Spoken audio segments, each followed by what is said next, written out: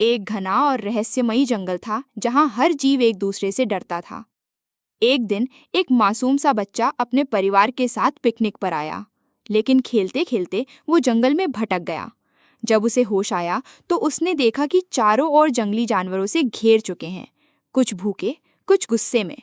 डर के मारे उसका चेहरा पीला पड़ गया।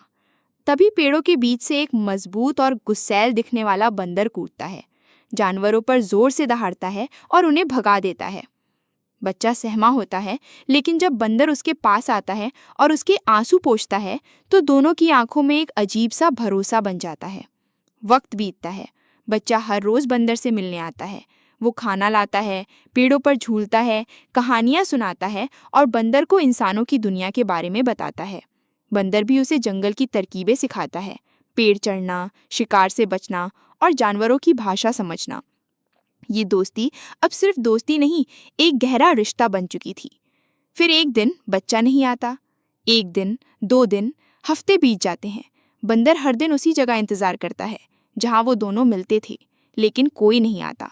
वो चुप हो जाता है, गुमसुम रहने लगता है। असल में बच्चे के माता पिता उसे किसी और शहर ले गए थे और वो कभी लौट नहीं पाया। सालों बीत जाते हैं। बंदर अब बूढ़ा हो चुका होता है। उसकी चाल धीमी, बाल सफ़ेद। अब वो अकेला है, बीमार है और जंगल के नए जानवर उसे तिरस्कार से देखते हैं। एक दिन जंगल में इंसानों की एक टीम रिसर्च के लिए आती है, कैमरा, लैपटॉप, डिवाइस लेकर।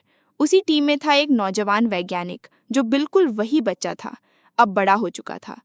अचानक उसकी नज़र एक घायल और थके हुए बंदर पर पड़ती है। वो उसे देखता है, नज़रें मिलती हैं और एक पुराना एहसास लौट आता है।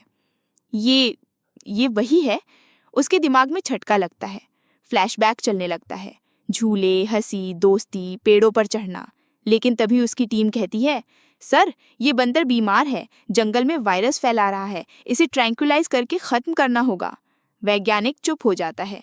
एक तरफ उसका प्रोफेशन, दूसरी तरफ उसका बचपन का रक्षक। उसके हाथ कांपते हैं, दिल भारी हो जाता है। फिर वो बंदर के पास जाता है, उसे उठाता है और एक दूर कोने में छुपाकर इलाज शुरू कर देता है, बिना किसी को बताए। आखिरी सीन में बंदर उसकी गोद में लेटा होता है, बहुत कमजोर। वो अपनी आखिरी सांसें ले रहा होता है। वो धीरे से उसका हाथ पकड़ता है, आंखों में आंसू होते हैं और उसकी आंखें कहती हैं, जंगल हो या शहर, दोस्ती कभी नहीं मरती। अगला पार्ट देखना चाहते हो तो लाइक और सब्सक्राइब जरूर